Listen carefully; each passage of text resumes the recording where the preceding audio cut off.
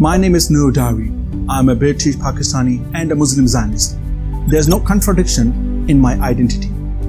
Zionism simply means belief in the right of the Jewish people to self-determination in their ancient homeland.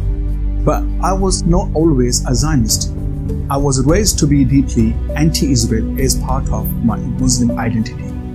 I went to Al-Quds marches which featured Hamas and Hezbollah supporters. However, I had never actually met an Israeli or a Jew, but in 2014, I started to investigate things for myself, rather than just accept what I had been told, and my entire perception of Israel changed.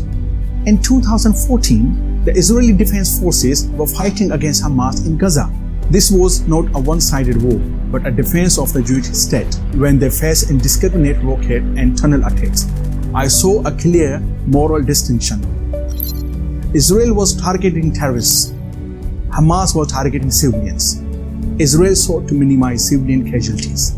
Hamas sought to maximize them, even on their own side. I instinctively supported what I knew was the truth. I now proudly stand with the Jewish people and the state of Israel. The Jewish people is irrationally despised by much of the Muslim world because of their race, religion, and country.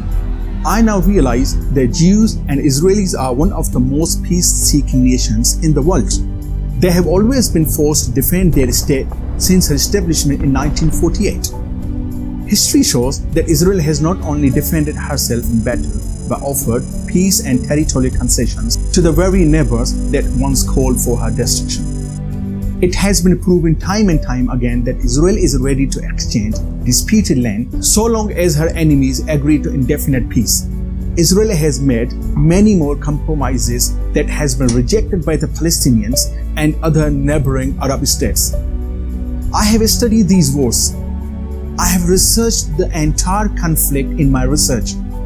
I have exchanged my views with hundreds of pro-Israel and anti-Israel colleagues throughout my intellectual journey. It is remarkable that I have ended up where I am today. As a Muslim of Pakistani descent who is also a religious Salafi, I have finally accepted the ideology of Zionism, which I believe to be based on peace, acceptance, and dialogue. Zionism is a peaceful ideology which should lead others to accept the reality of Israel as a legal and legitimate state for the Jewish people. Muslims should not fear or malign the political ideology of Zionism. They should not fan the flames of religious hatred or sectarian conflict. My support for Zionism has never stood in the way of my religious rituals as a practicing Muslim. I continue to seamlessly combine both of these political and religious identity as a Muslim Zionist.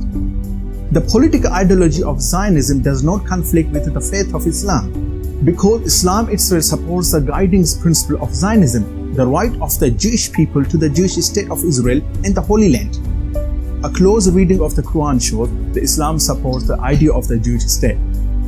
Allah said in the holy book of the Quran, chapter number 5, verse number 21, O my people the Jews, enter the Holy Land, which God has assigned unto you.